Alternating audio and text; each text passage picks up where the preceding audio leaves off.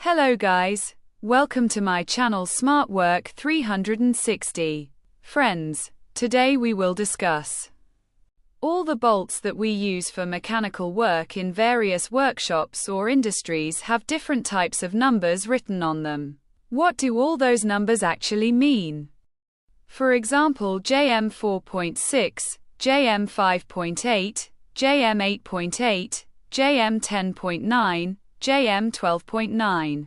What do all these numbers mean? Let's discuss this topic, friends.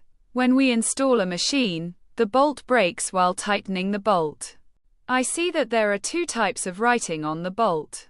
These two types of writing give us an idea about the strength of the bolt. The first number is tensile strength and the second is yield strength. Tensile strength 4.6. The first digit represents the tensile strength, maximum tension load, of the bolt in 1/100th megapascals. Yield strength 0.6. The yield strength, maximum load before deforming, of a bolt after 2 seconds is 1/10 of the tensile strength. Let's find the maximum tensile strength and yield strength a bolt can withstand. For example, tensile strength X and yield strength Y. Tensile strength.